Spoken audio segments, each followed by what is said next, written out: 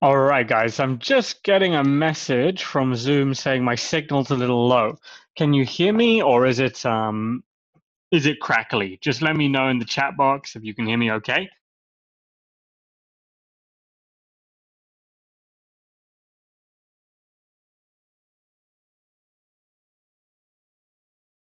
Good stuff. Thanks, Brian. And great questions you emailed in, by the way.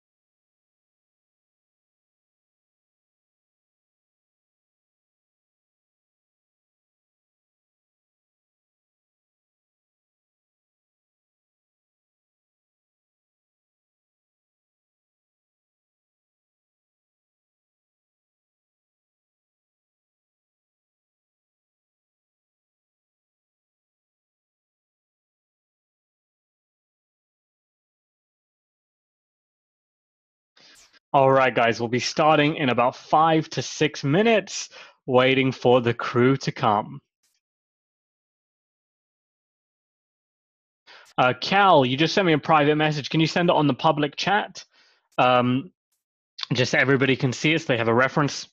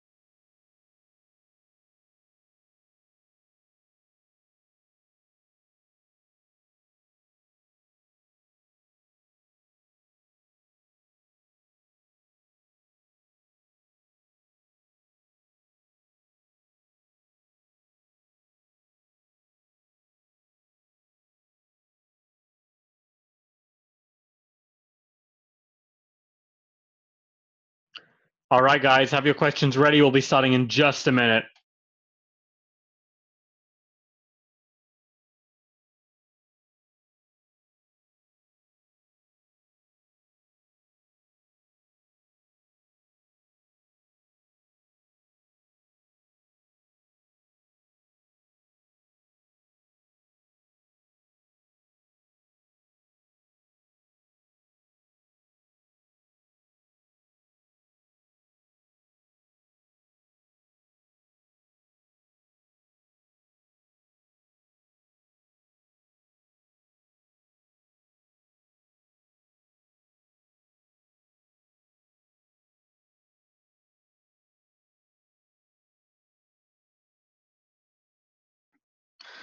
All right, a big welcome to everybody on the call today. Brian, good to have you. Fred checking in. It's been a while.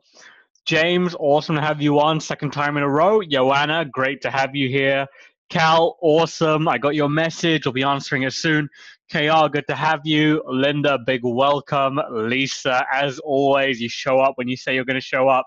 Mario, good to have you here. And Sarah, big welcome to you as well. Looks like we are getting a little bit lean on the attendees over the last 2 weeks or so. So by next week, I'll make sure that we have our usual numbers back up to the mid-20s. So have some fun with it. All right, guys, big welcome to the Q&A. I hope you've all had a great weekend so far. It's funny, we actually have started to fly in more and more of the team. We have OB, if anybody remembers OB. He's here in Germany with myself and our chief tech officer as well. So it's all three of us. It's good fun. And for some reason, thanks, Lisa. For some reason, summer seems not to have come over here. It's really sunny today, but this morning it was 12 degrees Celsius. How is it around the world for you guys? Are you experiencing weird weather patterns this summer? Is it kind of the same? Well, nonetheless, spent the weekend showing these guys. Oh, Linda, what can I say to that? 31 in Barcelona, lovely here. You know what? I would love to say at least we compensate with the history behind it, but yeah, I can't even argue with that one. Huh? All right, just Berlin then. Oh well. Well, anyway, we had some great questions emailed in and sent in from Cal and Brian. So let's run through them. So Cal is asking. And guys, by the way, everyone from the States, Fahrenheit was not something that I understand. You may have to translate it for me.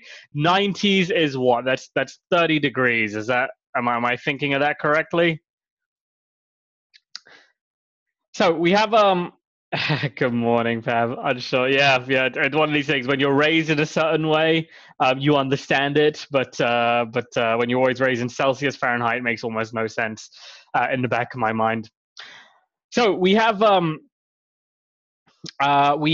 Cal's question, which has been emailed in, and three very long ones from Brian. Okay, so here we go. So here's what Cal has asked. I'm still in the niche nailing stage. For the topic for today's session, I'm struggling on what to call myself. My niche is working on startup projects, helping ideas bring specialist products and service to market. I'm a combination of coach, mentor, advisor, project manager, and I'm thinking of avoiding that title, saying that I work specifically on startup projects. Do you think this is okay? I'm not quite any of the titles above. And the clients I'm attracting seem not to be able to afford any outlay, so I'm agreeing to percentage revenue share. Oh my God! All right, so I'll definitely comment on that one. So I may not be able to take it on another client like this. I have no idea what to charge as a fee up front. Plus, a final question: if I can get funding for one of my clients, should I charge a fee to include in that? Okay, so Cal, what you're doing is you're basically going into the startup space. Now, when you're in the startup space, what these guys look at is they don't look necessarily whether you're a coach, but they'll understand you from the point as if you call yourself a consultant, right? So calling yourself a startup coach Often, because I'm familiar with this startup space, it's proliferated itself all around the world. But when you call yourself a coach in the startup space, I'm a coach for startups.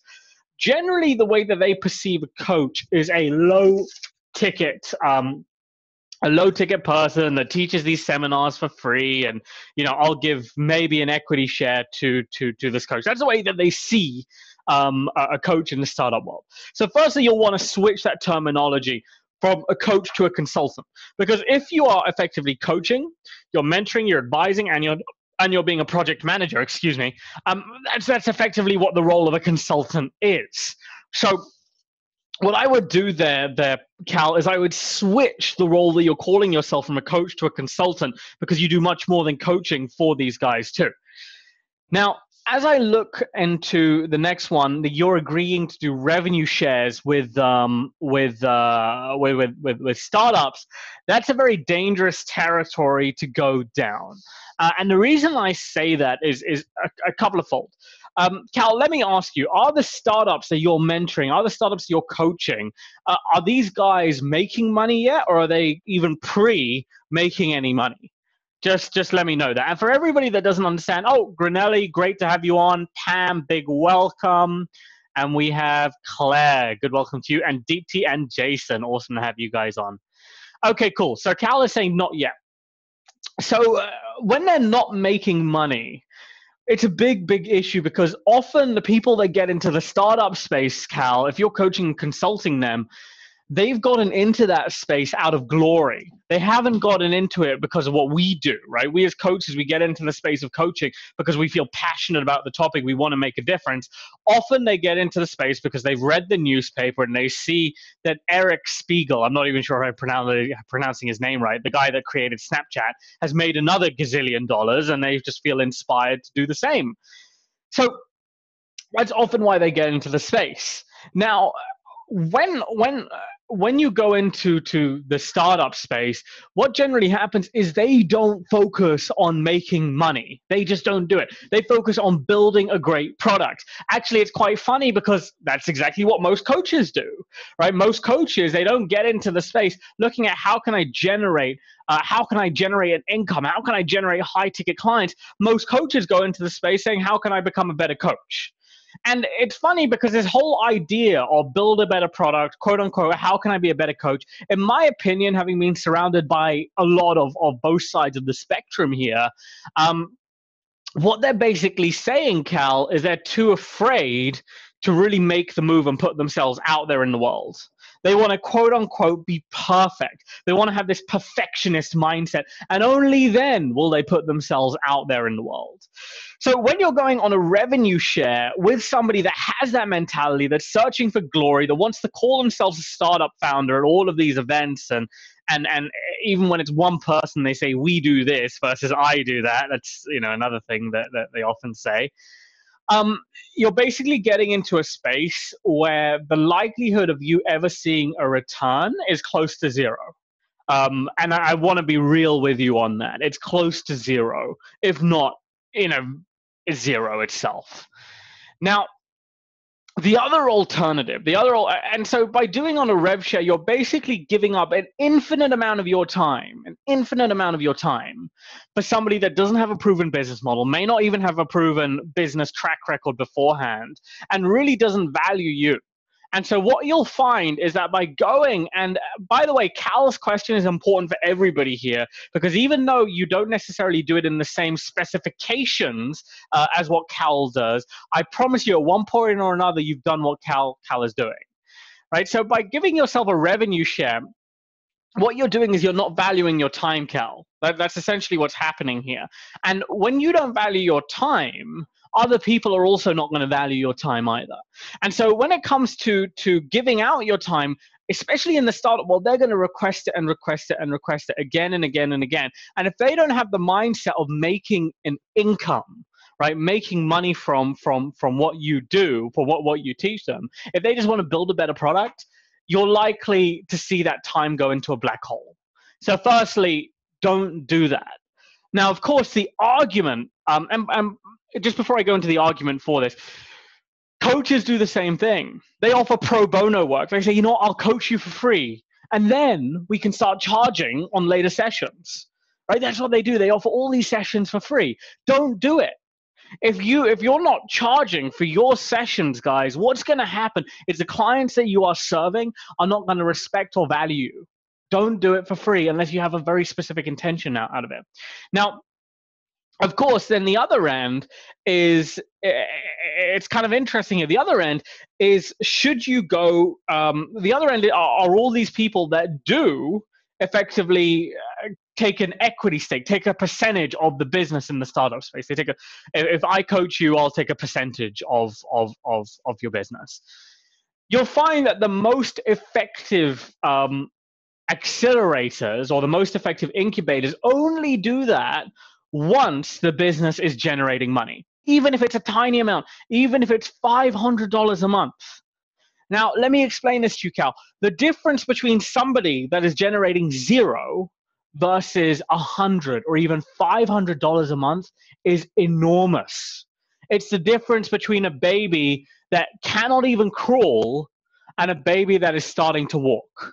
That's how drastic the difference is, because somebody that is already making an income in that space has proven several things, right? Firstly, that they have a product that people want. Secondly, that they can sell that product. And thirdly, that they can generate a semi-decent income from actually doing it. So if you're offering a revenue share for startups that are already generating money, even if it's a tiny bit, that's something I would recommend. I think you go very, very far with that. Likely, guys, again, similarly, if you end up offering a free coaching session to somebody that's going to be an epic joint venture partner for you, which means that if you give them a free coaching session and in return they promote you out to an audience of 10,000 people, that's well worth it. It's all about leverage at the end of the day. There are going to be plenty of people in your life that are going to suck your time dry. Right? They're going to take away all of the time that you give them. And they may be asking for advice or coaching or whatever. And they're going to give you, quote unquote, fictional promises that they'll give you something in the future. Like, really understand that. Fictional promises that they'll give you something in the future. I've had a ton of people that have wanted to come on board the mastermind that have said to me, you know what if I pay $2,000 up front and then the rest, we can do a revenue share from the clients that we generate? And here's the thing about that, right? Not generally, every single time that somebody has offered that, we've said no. And the reason that we've said no is because we tried it in the past, 3 years ago. What ends up happening is that people don't value what they don't pay for. So guys, please write that down. That's a very important statement here. People don't value what they don't pay for. And if somebody comes on board a program and haven't necessarily paid for it, or if somebody takes your time and haven't necessarily paid for it, they don't value it straight away. And you'll find that they feel that they can take your time at a moment's notice.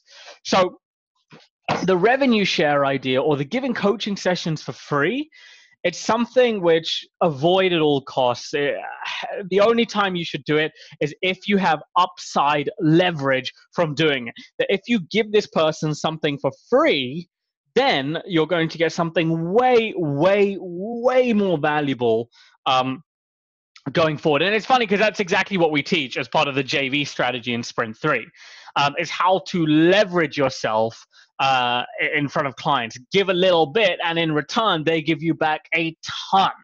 But that's a specific strategy, Cal. So I highly recommend you don't do revenue shares there. Now, in terms of what to charge as a fee up front, the real question is, well, what are your competitors charging? So if you go into your niche research, Cal, you can guess at something. I could give you a figure right now, but the fact is, other competitors that are in your niche of consulting startups or mentoring startups, these guys have been in that space for quite some time. And what these guys have done is they have already done research on how much to charge. They've already tested out different price points. They've already seen what is the optimal price point to charge in order for them to get a high ticket client. So rather than guessing at the price, look at other competitors, see what they're doing, see how much they're charging, and then start there. Because if you start there, where other people have already spent years getting to, you're gonna. It's basically benefiting of all the research that they actually do themselves. And guys, that goes for everybody else here. When it comes to pricing your package or deciding how much you want to price, of course you can guess at it. But you've got to remember that people that have been in this industry for quite some time have spent a ton of time and energy and resources trying to understand what is the perfect price point and what is not. Now, you going in and not following what they already spent all this time on it's a real waste of your time. So please do look into what other people are charging, how long they've been charging it for. Because if somebody came into the coaches space, if somebody did that, right? And they would say, you know what, Sai is charging 8,000 for what he does. They would start on a massive leg up because we didn't start by charging what we charge. We built up over time, right? So it's a massive advantage for you by looking into what other people are actually charging to decide on what price point you begin with. Okay, cool. So the final question is, if I get funding for one of my clients, should I charge a fee for me to be included in that? Brian, I would love to hear your input on there as well. I think he would be a good one to gauge it. But typically, people that source investment for others, Cal, they charge about 2% of the fee that they actually manage to source. So that's typically what they charge. Great question. By the way, anybody who is new to the Q&A here, the way that we ask questions is just type them in the chat box. Anything that you want to ask, just put it in there. You're very welcome, Cal.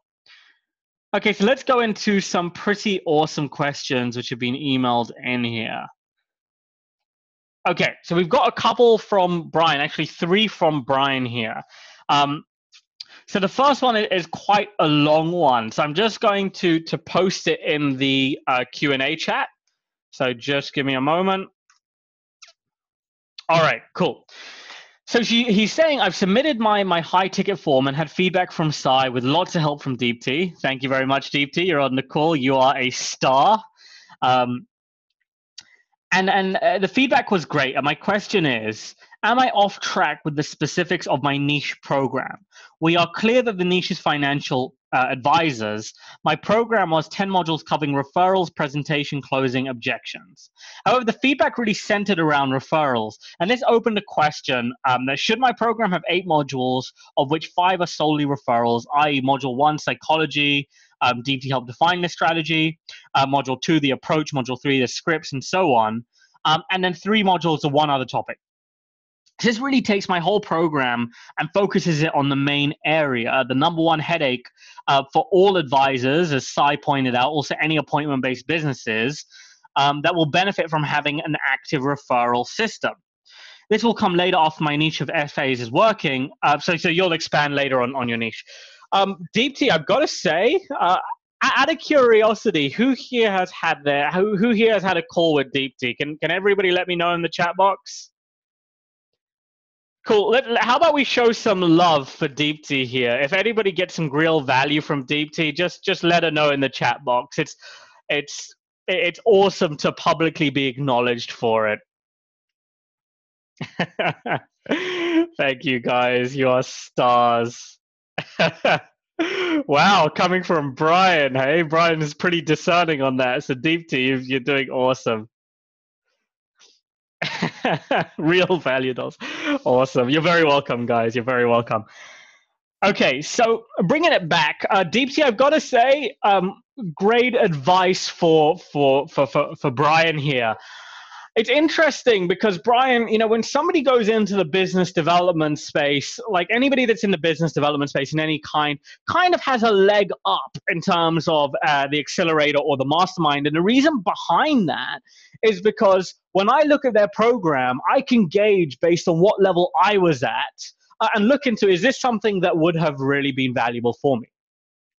And so when I look at referrals, when I look at closing sales, when I look at getting high ticket clients, when I look at when I look at Facebook ads and stuff like that, when I look at all these things, there are a ton of people out there.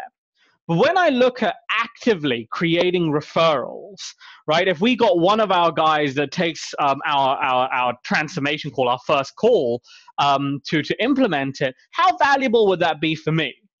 Right? And when I look at it, Brian, it would be insanely valuable. And the reason being is people do not teach it very effectively, right? Everybody has their ideas of how to do referrals, but mostly they're pretty rubbish. And when it comes to appointment-based businesses, as you know, as everybody knows here, somebody that refers a client to you, it's far easier to get a high-ticket client from a referral than from any other source. So when it comes to making your program very specific towards getting referrals, I have to say, go for it. It's highly, highly valuable. If you, Brian, there are other coaches out there that can take over how to close high ticket sales. There are other coaches out there that can go into how to generate traffic or how to create an online funnel. There are other coaches out there that can do that. But the one place which I feel currently is very much lacking online are the people that actively teach you how to get referrals and do it well, right? So it's a great avenue to go down. Now, the other advantage of it, by the way, is in any program, a very well-designed program from a business point of view will leave what I call a value gap at the end. So what I mean by that is, let's say you're just teaching referrals. And by the way, does everybody here, do you guys understand what a referral is? Just type in the chat box if you understand what a referral is. Yep. All right. Thanks, Fred, Deepti, Joanna. Okay, if anybody doesn't, just let me know in the chat box and I'll go into it. So I'm just on the assumption that you guys know. When it comes to creating a program on referrals, here's the thing. What that means is they can get a ton more referrals, and they'll be very happy with that, but then it also leaves a value gap as to, hey, am I closing these referrals as effectively as possible, right? Am I actually closing these referrals as effectively as possible? And so then that leads into the next program which you could offer, Brian, which could either be something that you do, or you could develop a partnership with somebody that you know that does high-end appointment-based sales really well, where it's like, okay, so now you've gotten referrals, now you're getting an abundance of leads, now it's time to optimize them and close more referrals. So then you create a program based on how to close appointment sales, right? And then it's like, wow, well, that works really well. What other value gaps does that end? And so the idea of creating that kind of program that leaves a value gap and just focusing your efforts on referrals is a great one. So you're really nailing down to a very specific point of the business, which, by the way, there is competition in it, but it's very, very few. And what you do is very, very valuable as well. Yes, exactly. So what Brian has said, thanks, thought of that. I'm thinking of using the info in the other modules as an incentive for the ongoing package. Yeah, exactly that. Okay, so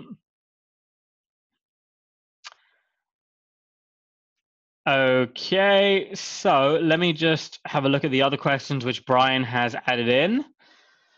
Okay, I'm conscious of scaling, and in preparation, I've got two guys, experienced salespeople in my industry, 10 and 22 years, who are keen to be the guys taking the calls. When the program is taking the calls when the program is launched and trying to make the sales or get the people onto a second strategy call. They are happy to be in this for the long term. My question is there anything I could be doing right now to benefit the business model in preparation for later, as I feel them waiting for the launch is a waste of an opportunity. However, I'm not sure what would be a good use of their talent at the early stages. Any ideas? Okay, so Brian, I actually have a fair bit of experience in exactly what you're asking, right? And what I'm going to say will probably go against what you think, but it's going to save you a lot of heartache in the long run. Now, here's the deal. what ends up happening with most people is they get into this space and they want to move very, very fast, right? And let's say they already have people that are willing to take the sales calls from them. In your case, the you do, and you don't want to waste the opportunity. So then what ends up happening is and I'm not saying that you would do this, this is typically what happens, is they rush everything else in order to get these guys enough calls in order for them to justify spending their time with you. Now, in doing so, Brian, they cut corners all over the place. Now, let me give you an example. I remember when we first did this, we got an outside team to handle it. And one of the things that they told me right from the beginning is that we need a very good lead flow coming to you. That's what we need. And so we need a very good lead flow coming to us, because if we have a good lead flow, then we can get more people get more people to sign up as high ticket clients. And I said, okay. And what I did was I created a bunch of joint venture relationships, right? Where I said to them, okay, cool. So if you can all promote at the beginning of the month. Now, bear in mind, when you have a joint venture relationship, right, and we're getting a little bit complicated here, so if I lose anyone, please do let me know. But when you have a JV partnership, right, they cannot promote you more than once every 2 months. They're only going to promote you once every 2 months, which means that if you get a promotion right away, you have to wait another 2 months for them to promote again. And so what I did was I was like banking on, okay, so I need to make sure that these guys have enough leads. I need to make sure that these guys have enough leads in order to generate sales, in order to keep them. And so we sectioned about 5 JV partners to promote in the space of 2 days. And we got hundreds, right? Hundreds of people booking in for a high ticket coaching session. We had hundreds of them. What ended up happening as a result, Brian, was that these guys did not close, right? They did not close. I wasted all of our leads on guys that did not close. And then as a result, right, I also not only wrecked the relationship with the joint venture partners that I asked to promote, because we didn't generate them any money, right? And if we don't generate them any money, the likelihood of them promoting again and again is very, very low. It becomes very difficult to convince somebody that didn't generate an income with a joint venture to continue promoting you. It becomes very, very difficult to do that. So they didn't make any money. They started ignoring us going forward as well. It also completely demotivated the team, and they were saying, you know what, your funnel doesn't work, or you know what, your traffic was bad. They were finding all excuses under the book. And at the end of the day, after doing this for 2 months with them, what I ended up realizing was that I couldn't afford to give away these people in the first place. I couldn't afford to do it, right? So with that being said, I wrecked a bunch of JV partners. I also generated them no sales at all because they didn't know how to close, which meant that they had to go and find other work. They had to go and find other work. So it was a series of things which ended up collapsing on itself. So I totally get where you're coming from in terms of wanting to make sure that you've prepped every single avenue possible. But if I was in your position again, what I would say is this. I would set expectations with them and say to them, listen, you've been in the industry for 22 years. You've been in the industry for 10 years. I'm going to be able to get you an unlimited source of people, high ticket clients coming to you, but it's going to require me require me to make sure that the business is set up properly, to make sure that the leads are coming in regularly, and to make sure that you guys are getting the kind of quality of people that you want to speak to, right? Is that okay? And they'll say yes to that, and then all you would do, Brian, is keep them on a relationship leash. So you would keep building up a relationship with them. You give them value when you can give them value. You'd meet them when you can meet them. You buy them dinners. You'd basically do what do you call that? When you basically do the courtship. And what you're doing in the background, Brian, is you're building up a whole bunch of value points, right, in their mind, where they really like you, they want to work with you, they connect to your vision and what you do. Then when the time is right, yep, smooth, yeah, that's it, smoozing. I didn't even know that was a word. Yeah, and when the time is right, then you ask them to come on board. So Brian is saying, yep, no rush. My guys are financially free. I've agreed, and they know I'm a detailed guy, so content in the call will be really prepped and practiced. Absolutely, absolutely. So, and one more thing about getting a sales team on, guys, and this goes for everybody else here that is interested in getting other people to take the sales calls. Out of curiosity, who here would be interested in getting other people to do the sales calls for them? The high ticket sales calls. Let me know in the chat.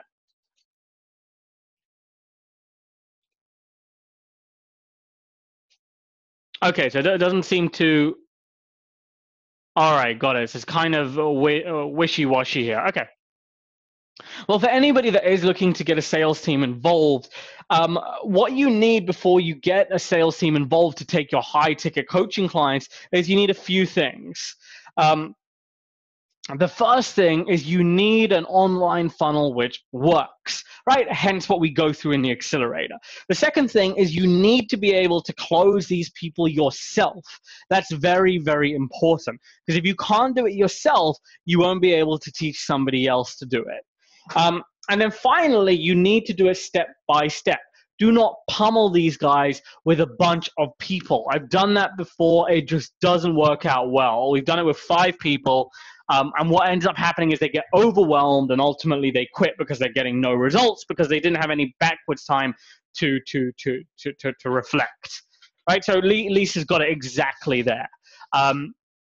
Probably after I master the process. Yeah, exactly. Exactly. Okay, cool. And yep, scaling, it's very, very important because, I mean, the reason why people look at creating low ticket products, right? $100, $200 products. We actually had somebody that wanted to become part of the mastermind last week. And I said no to her. I said that all she wanted to do was create a bunch of low ticket products, right? So it was $500 a piece. And I just ultimately said to her that that's not what the accelerator or the mastermind is about. It's about a few high ticket clients. And when it came down to it, the reason why she wanted to create a whole series of low ticket products was because, guys, was because she felt insecure about getting on the phone with somebody and having a high ticket conversation. That's what was happening. So she was doing that in order to compensate for not wanting to do the call. Now, what I will say to that is the idea of making an income in your sleep when you're running a coaching business is very appealing for a lot of people. Very, very appealing.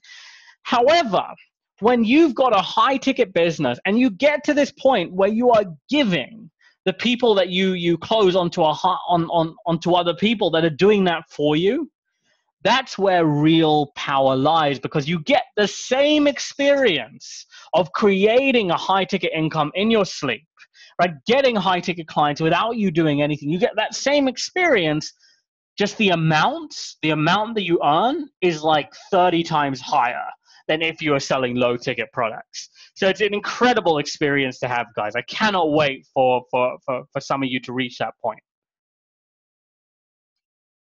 All right, so one final question from Brian here, and we're going to open the floor again. I think Fred asked one earlier on.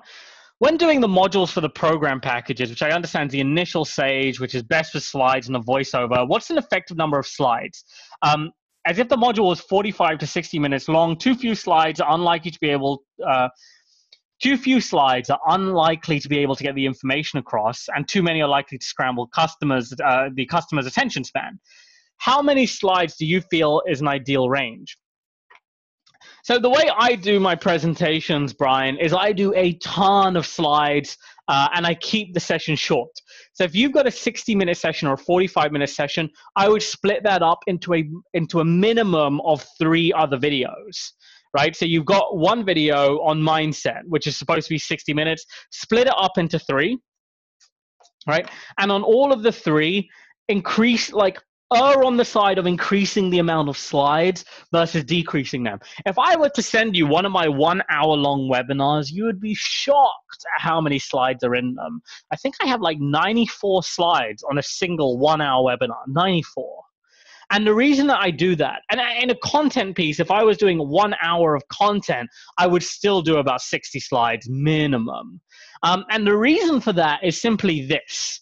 Has anybody here ever been in a seminar where the person was there in the seminar reading off a slide deck? Right, was looking at the slide deck and reading off them. And when they came to the end of that slide deck, they went to the next slide and started reading off them. Has anybody ever been in a seminar like that? I'm really curious. Let me know in the chat box. Yeah, exactly. So boring. Some teachers do that. The snooze feature, painful. Exactly. Which is, again, right, a train of one of my pets hates this, yeah.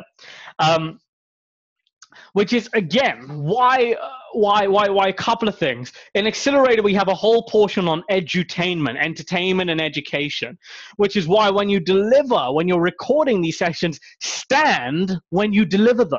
Right now, if you could see my camera, you'll see I'm pacing around the room, I'm standing, I'm moving my body, creating facial expressions, and all of this comes across in my voice.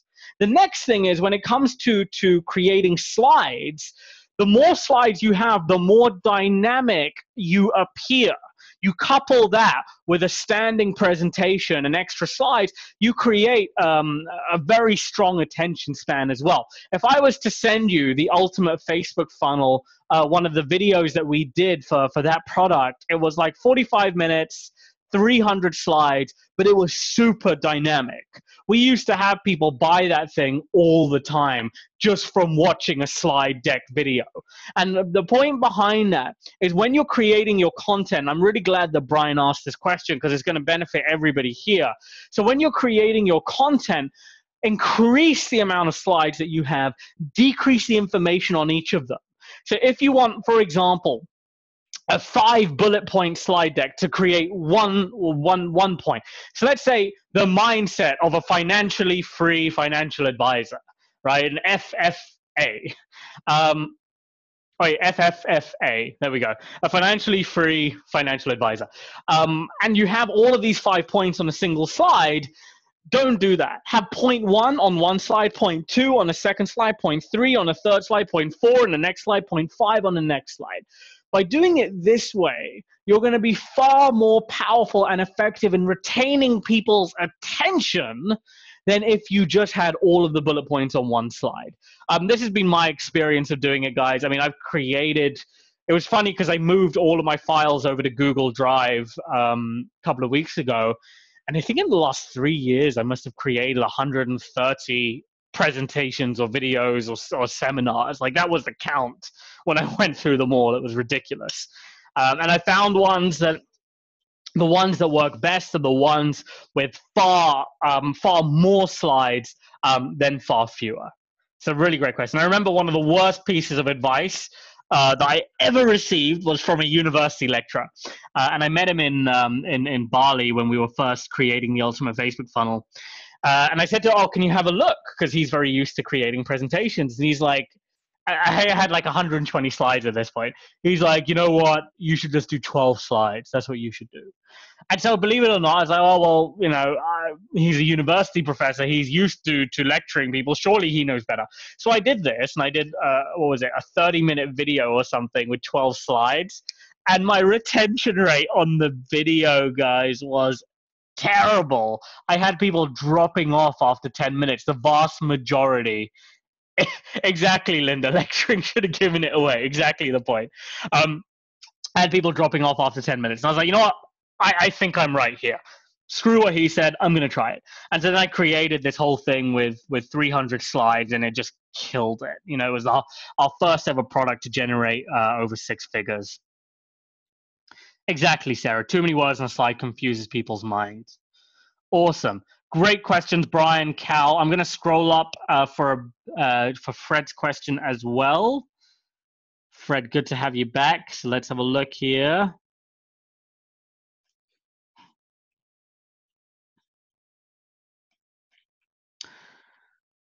All right. So what Fred is asking is, how does a value equation work when you work for somebody, i.e. taking on i.e. on staff taking advantage of your excellent services at a low pay scale? Okay, so Fred, can you elaborate on that question? I'm not exactly sure what you mean. So if you could rephrase that question, that would be very, very helpful. And guys, we don't have any more questions which have been emailed in or sent in. So I'll give you a few minutes. Type in any further questions that you have. Right? Just type in the chat box. I'll give you a few minutes. Any further questions that you have. And Fred, if you could rephrase it, that'd be great. So KR is saying, my 2 pence. I love that, KR. UK respected. The coach himself, what he knows about his way of communication is his or her USP. How would a high-ticket client respond to someone else on behalf? Oh, this is a great point that KR is bringing up, by the way. How would a high-ticket client respond to somebody else on your behalf if he had to sign up for something which he thinks is going to be a life-changing decision? So no, I wouldn't want to have a sales team portraying what the client may hope to receive from me as a coach. So this is an interesting argument, right? Because basically what happens here is, of course, what KR is saying is you as the high-ticket coach will obviously do a better job at closing people than somebody else on behalf of you.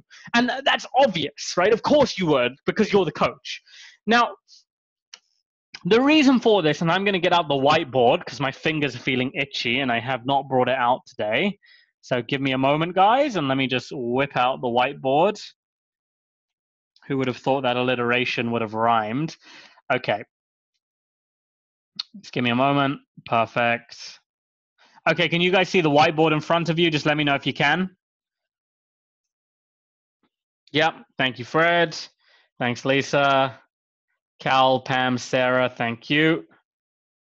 Cool. Joanna, big thanks. Cheapo, thanks. Okay, so this is your coaching funnel. Okay.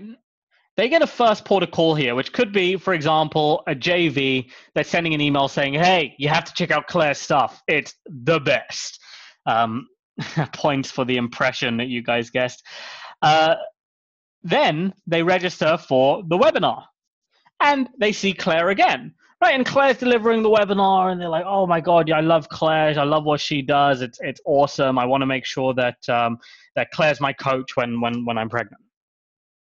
And then finally here, with all of this stuff being built up with Claire, oh, excuse me, then they see Tony. And Tony takes the final high-ticket call. Now, let me ask you guys here in the chat box, and I know there are quite a few questions here. I'll come back to them. If up until this point it has been Claire that the clients have been exposed to, and then all of a sudden Tony comes on the scene and says, hey, I'm going to be your coach, right? I'm going to be your coach. How do you think they relate to Tony? Do you think they think of Tony as valuable as Claire? Yeah, Lisa, not cool. Yeah, no, absolutely not. Because they don't know who Tony is. They don't actually know who Tony is. Exactly, Claire. Now, obviously, Sarah and Lisa, by the way, you will only feel cheated if the expectations are not set. If Claire on the webinar says, hey, you're going to be speaking with my head coach, Tony, he's awesome, he helped me do this and this and this and this and this, it's a different experience that the clients are going to have when they book in a call because they expect to speak to Tony, right? It's positioned properly. But even if it's positioned properly, Tony is not going to have the same impact as Claire because Claire has been exposed here, and all of these emails along the way. Tony may have only been exposed at the end of the webinar, right? So by default, Claire is going to do better than Tony because this is not the first time Claire has, quote unquote, spoken to the client base. It's not the first time.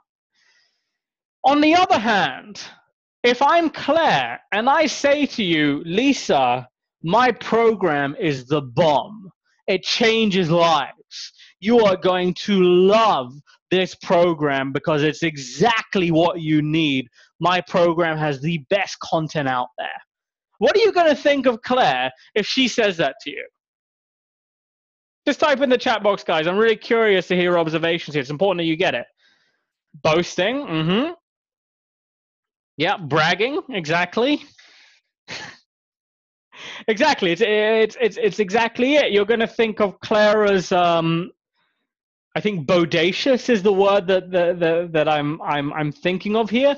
But imagine one of your friends that you meet and they say, you know what, Brian, I've got an awesome car. You're going to love my car. It's the best car out there. And you know what? When we get in my car, I'm going to take you to my house. My house is an amazing house. I've got an awesome house. You got to check it out. And then we're going to go to my favorite restaurant, which is the best restaurant. In fact, they love me here. You cannot say that about yourself. It's by talking about yourself in that way, it totally puts the clients off. In the same way that that if a friend exactly, KR, that if a friend did it to you, you'd think this friend is just arrogant. You wouldn't want to hang out with them. Now, with that being said, if Tony says Claire's program was the best program that I have ever been on. I remember when my wife was pregnant and I found Claire online, I had to sign up and it changed my life. I know Claire will not say this because she doesn't like to brag, but it's an incredible, incredible program. And, you know, if you're going through the same situation that I'm going through, I'm fairly sure that it's going to make a massive difference to you as well.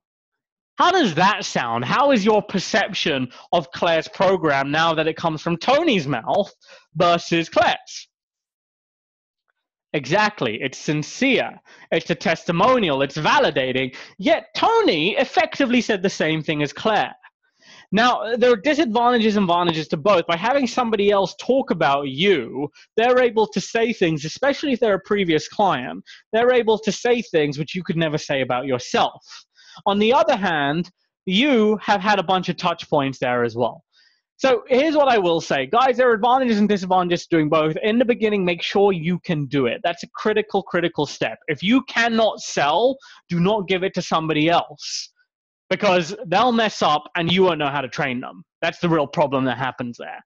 Once you have an ongoing source of people coming to you, then hand it over to somebody else who can effectively be like a Tony, and talk you up on behalf of you, speak you up on behalf of you. And that's, by the way, effectively what OB did. He was one of our clients. He came to one of my seminars quite some time ago, and that was his experience that he is able to share that I'm not able to. Okay, so let's kind of scroll up here. And Fred, I know you've asked the question. Okay, so what I hear Fred is asking here is Fred is asking, should I do a pay scale where if somebody is getting paid less and they cannot afford your coaching, do you want to subsidize it in order to get them on board because you think they're a great fit? I've got to say, I do that sometimes, right? With people that literally cannot afford it, but I'm very impressed with. We'll give scholarships and stuff like that too. But it's very, very rare, and they have to jump through a ton of hoops before we do something like that. And even then, even when we give them a scholarship, it's still a substantial amount that we charge when we give somebody a scholarship. So what I will say, guys, on a sliding scale, for example, if they earn a lot, charge them a lot. If they earn less, charge less. There are problems with that. On the first one, if you ever get your clients to meet in person, they're obviously going to talk. And when they talk, that whole quote unquote secret may be revealed, right? It may actually be revealed. And there you have a bunch of very, very angry people on your hands. The next thing is if you are going to do it, don't do it on a sliding scale. Don't price on a sliding scale, more for some people, less for others. Have your prices and offer scholarships. But if you do offer a scholarship, make them jump through a ton of hoops before you give it to them, because you don't want somebody wasting your time. Okay, so let's have a look here. We have a couple more questions in from Claire. All right, so Claire's asking, I'm on the website Bid and Sprint 2. Congratulations. Nicely moved, Claire. And I was wondering, is the About Us section about me or about my company? And how in-depth does a hero story need to be? Fantastic, fantastic question. So when it comes to about you, remember, Claire, you're a coach. People don't buy coaching from anonymous faces. And if they do, it's low ticket coaching. People buy high ticket coaching from individuals. So your about us always needs to be about you. And what you want in your about us needs to be the hero's journey of effectively what was your journey from absolutely from zero to hero. That's essentially what it is. What was your journey from having issues, in your case with pregnancy, to actually coaching others? In terms of in-depth, I wouldn't make it too in-depth because, again, from a design point of view, the longer it is, the less people will read. And plus, you want to intrigue them enough to give them just enough for them to like you and come on your webinar. So I would say not more than 300 words at the very, very, very most, but really try and be less than that, Claire. Do I tap into clients' pain points? Yes, but you make them as your own, right? So let me give you an example here. If I was targeting coaches, I would talk about my experience as a coach, getting no clients. Yeah, Brian, I saw that one. I was actually going to answer that afterwards, but thanks for bumping it up. I would talk about my experience of getting no clients. I would talk about my experience of not knowing where to look. I would talk about my experience of the technology being overwhelming. I would talk about my experience of information overload. I would talk about the pain points which my clients experience. And so when you tap into claim points, it's more making them your own and making them part of your story, which is part of the hero's journey for you. So you make your clients' pain points your own. Okay, so Brian's asking, Sai, I've been working on redoing my high-ticket coaching program along the lines we've discussed, i.e. referral specialist, with a view to adding the extra areas as you outlined. So am I resubmitting my high-ticket program form with the program for referrals as my niche within the niche of FAs? Yes, that's pretty much the answer to the question there is yes, resubmit it. I'll run through it myself and give you in-depth feedback on it. Although I've got to say, Brian, it's really just going to be token feedback because you pretty much nailed it. So I will look at it, but just setting expectations is probably going to be token feedback rather than too much in-depth because it looks like you've already got it here. Really good questions today, guys. They're very, very specific to the different parts of running your coaching business. And it's crazy how quickly everybody here has escalated from constantly asking questions about niching and about or how much you should charge. That was like a regular occurrence a few months ago. And now moved over to the very specific points of how to design your program packages. So you've done a great, great job, guys, in moving forward. Oh, and big welcome to Cynthia. It's been a while since I've seen you on the Q&As. Big welcome, Cynthia. Good to have you back. So we have time for a few more questions. Type them in, guys, if you have some questions. If you have no more questions, type in no Qs or no questions. Thank you, Petra. Good to have you on. Cal. Yep, it is good, Deepti. Thanks, Brian, Joanna, Pam, KR, Cheapo. Thanks, Linda. Thank you, Lisa. It's okay. I'll send you the replay on Wednesday, Cynthia, but it's great to have you back. Very happy you're back on the Q&As.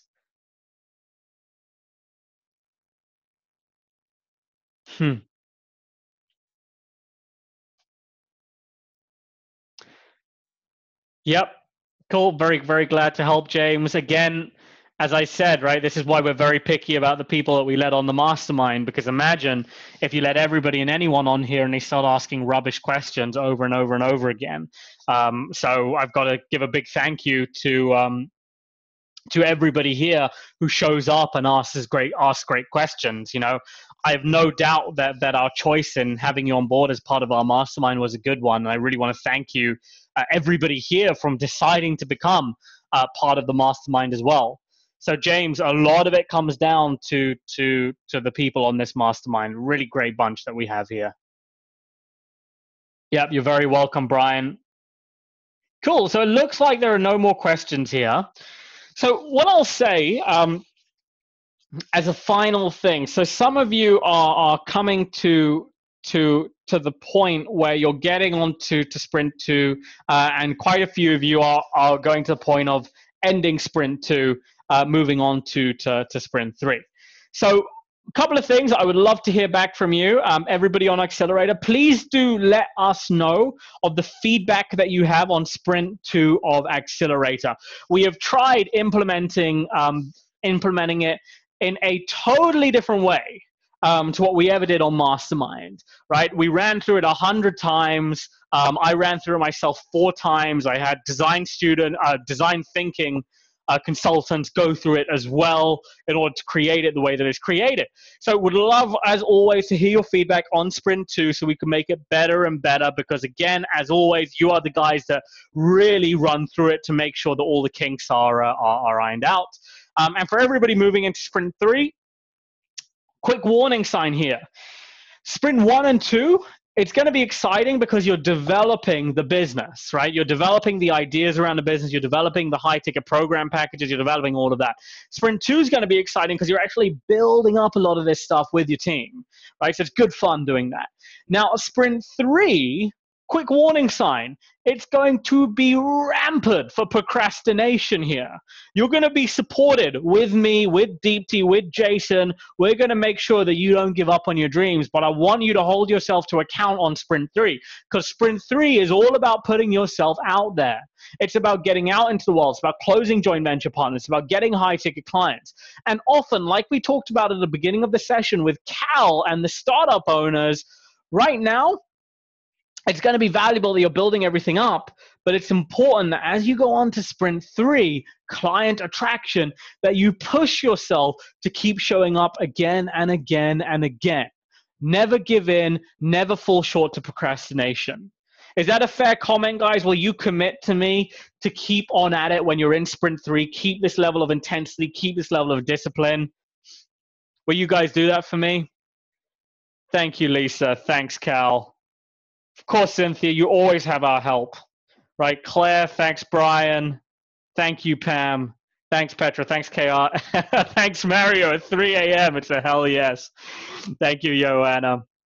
Thank you, Jay, who's trying to stop me. Linda, thank you so much.